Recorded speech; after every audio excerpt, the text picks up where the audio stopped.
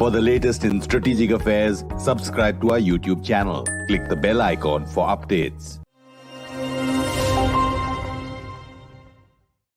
Hello and welcome to Capital Calculus on StratNewsGlobal. This is the show that examines policies and developments through the intersection of politics and economics to share a fresh perspective with you every week, especially in unpacking their strategic imperatives. I am your host, Anil Padmanabhan.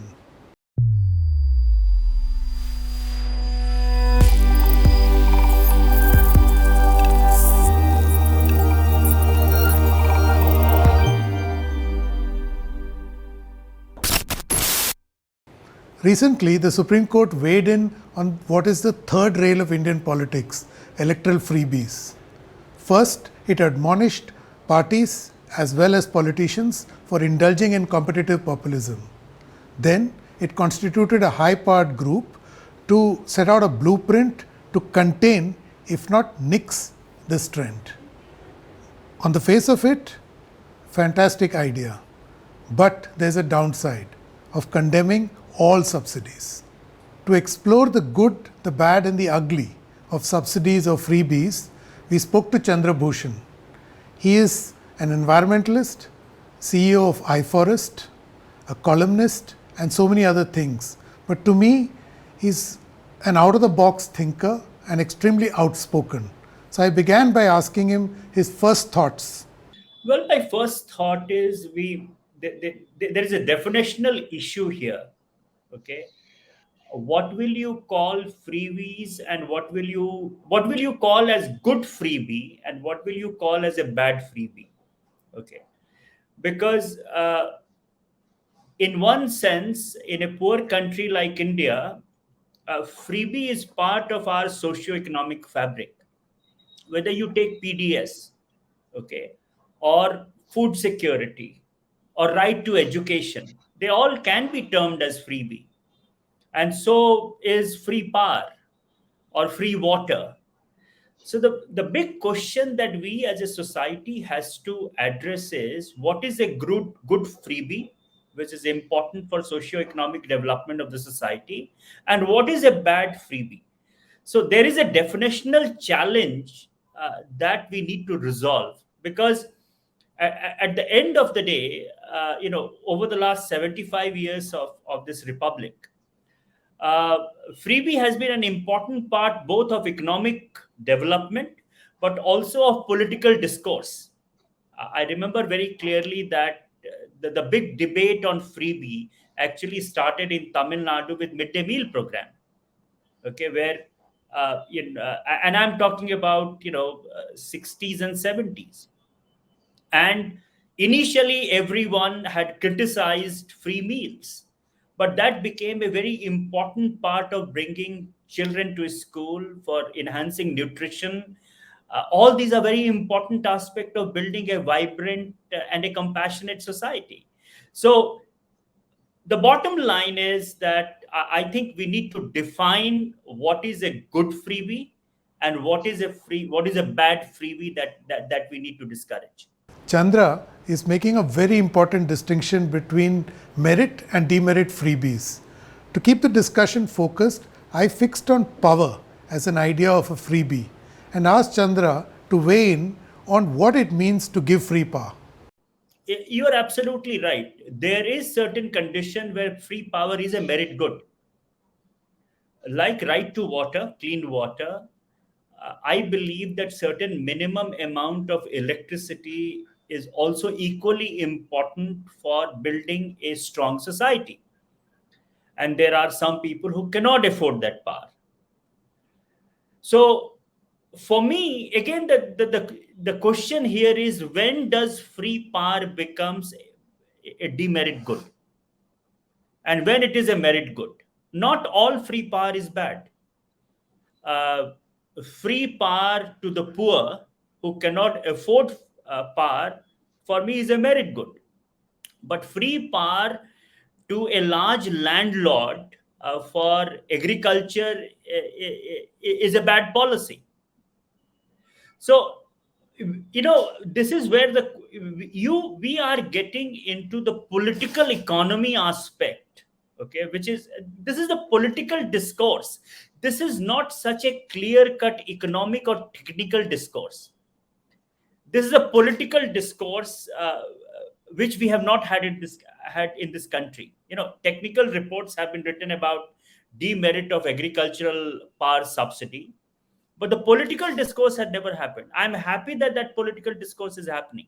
Chandra is alluding to the stump speech that PM Modi gave 3 weeks ago, where he stirred the pot on electoral freebies. He framed freebies as a ruinous trade off against development, which means it comes at the expense of jobs and growth. A zero sum game. Let us listen in. साथियों, नए भारत के सामने एक ऐसी चुनौती भी है जिस पर अगर अभी ध्यान नहीं दिया गया तो भारत के युवाओं का, आज की पीढ़ी का बहुत नुकसान हो सकता है। आपका आज गुमराह हो जाएगा और आपकी आने वाली कल अंधेरे में सिमट जाएगी दोस्तों। इसलिए अभी से जागना जरूरी है। आजकल हमारे देश में मुफ्त की रेवड़ी बांटकर वोट बटोरने का कल्चर लाने की भरसक कोशिश हो रही है। ये रेवड़ी कल्चर देश के विकास के लिए बहुत घातक है। You heard the PM. To me, the big takeaway that India is finally debating such a vexing issue of freebies or subsidies. At the same time, I fear that this can slip into a binary discourse. Let's take the example of free power in agriculture. It's being blamed for the entire problems of the electricity sector. Yes, free power to agriculture has been one of the major aspects of bad financial performance of discoms. But if you look at it, agriculture only consumes about 20% of total electricity in the country. And discom loss is not only about 20%. So there is free aspect also in industrial, institutional, and residential sector. It is not about agriculture. And the problem with discom, which is being highlighted, is not that simplistic by saying that because we gave free power to agriculture, our discoms have collapsed. There are far more, intricate and deep-rooted problem with discom. And it does not stop at free power to agriculture. I asked Chandra to elaborate as to why discom losses is not all about free power. My suggestion would be it is not only restricted to agriculture, electricity sector. This goes far beyond electricity sector. As I said, we will be simplifying the problem of distribution companies by saying that distribution companies are sinking because of freebies. I think this hypothesis is wrong. One of the component of the poor performance of distribution company is freebies. But I frankly believe that distribution companies, as they are designed and structured right now, are designed for failure. A city like Delhi has 1 or 2 distribution companies. A city of London has 17 distribution companies, where people have choice to buy electricity from whomever they want. So, so distribution companies are humongous monolith in this country, which are designed for failure. And freebies are contributing to that, but they are not the sole reason why distribution companies are failing. What then is the way out of this discom challenge? So I very strongly believe that, discoms are the biggest bottleneck. Production side is growing tremendously. People are installing solar on their rooftop. Companies are installing large solar. Wind is coming. Solar panels are coming on reservoir. So as far as renewable energy production is concerned, India is moving in the right direction. There are large incentives that is supporting it. Technology is also supporting it. Now, where we will fail in this entire game is because of distribution companies and inability of distribution companies to change according to time. Wherever distribution companies have changed, you can quickly see how rooftop is flourishing, for example. Okay, Delhi, for example, has done reasonably well on the rooftop because discoms are keen to install more rooftop solar plants. You can see that in Gujarat as well. Now, the I started by saying that the future of electricity sector will be democratization of electricity sector, which means that electricity, first of all, we will not only use electricity for lighting, cooling, and heating. We'll use it for mobility. We will also use it for cooking. The future of cooking is not LPG. In a climate constrained world, LPG, a fossil fuel, is not sustainable. So even for cooking, so there will be electrification of our entire economy. There will be only certain sector where fuel will be burnt. Hydrogen, for example, or biomass. Those are renewable energy sources. But largely our economic needs will be met by electricity. Now, is our current Discom capable of delivering it? I'll just give you one example. 80% of all that we consume in India right now is by burning fuel. Electricity is only about 20%. So if you take the energy basket of India, 80% we do it by burning fuel, 20% is through electricity. Now that has to reverse. 80% of our energy requirement will have to be met through electricity. You will only be burning about 20% of fuel for running some factories and other things. So the volume of electricity that a society will consume will increase 10-15 fold going ahead in the country. So one, the volume will expand. The second, number of generator will expand. I would ideally like hundreds and thousands of people to install solar power on their rooftop and sell it to the grid.